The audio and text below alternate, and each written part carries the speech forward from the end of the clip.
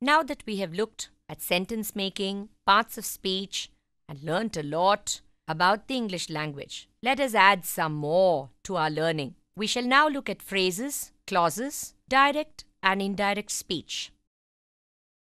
A group of words which adds meaning to a noun or verb in a sentence is called a phrase. A phrase by itself has really no meaning.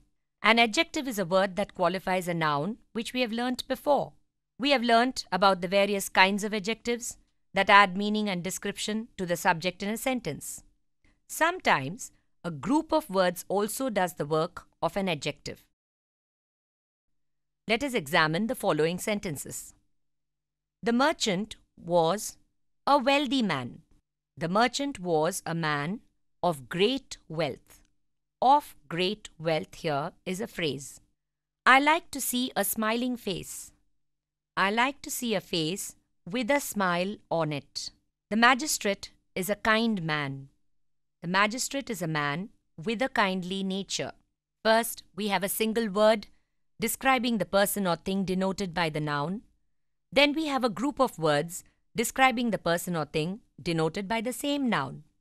The words great wealth, smiling face, kindly nature do the work of an adjective, so they are called adjective phrases.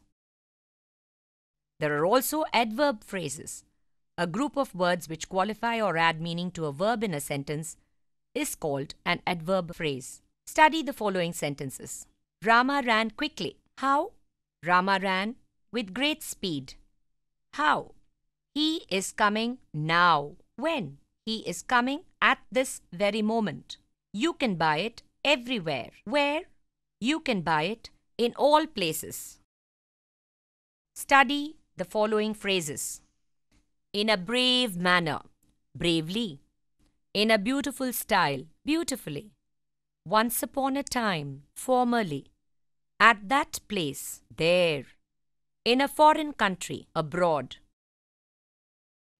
Now let us look at clauses. A group of words that is very much like a sentence, having its own subject and predicate, but is only a part of a sentence, is called a clause.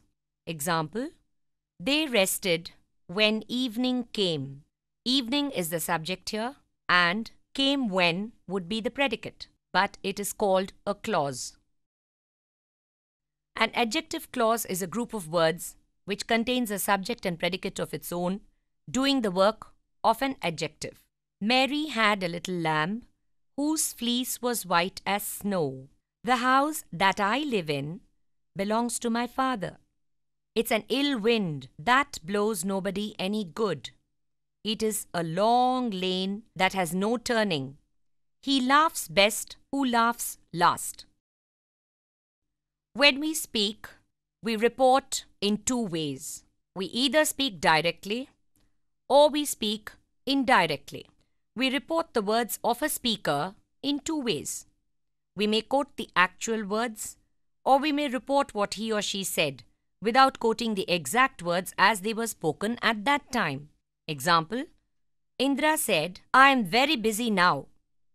This is direct speech, as said by Indra at the present time, by the first person or the one who is speaking. Indra said that she was very busy then becomes indirect speech, showing time lapse. The conjunction that is used before the indirect statement by the second person or the one who is reporting. In direct speech, we use inverted commas to denote exact words of the speaker. In indirect speech, we do not use inverted commas. Changing the direct to indirect has some rules. Since the tense or the time of the verb undergoes change, so the person also changes accordingly. Example, the pronoun I changes to he or she. The verb am changes to was. The adverb now changes to then.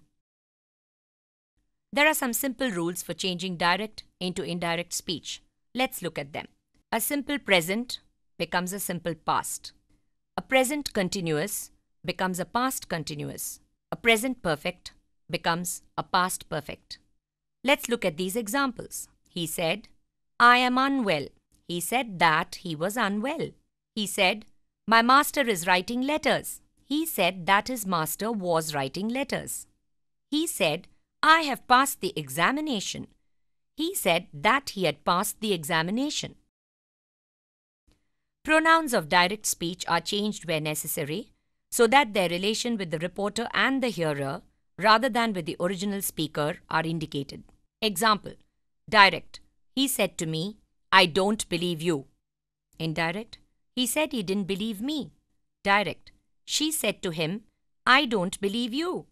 Indirect. She said she didn't believe him. Direct. I said to him, I don't believe you. Indirect. I said, I didn't believe him. Direct. I said, I don't believe you. Indirect. I said, I didn't believe her. Words expressing time and place are generally changed into words expressing distance. For example, now, then, here, there, ago, before, thus, so, today, that day, tomorrow, the next day, yesterday, the day before, last night, the night before. He said, I'm glad to be here this evening. He said he was glad to be there that evening. He says, I'm glad to be here this evening. Indirect. He said that he was glad to be there that evening. Exclamations and wishes.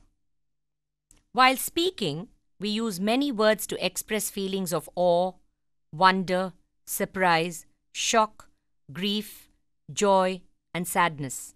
These change in the indirect form completely.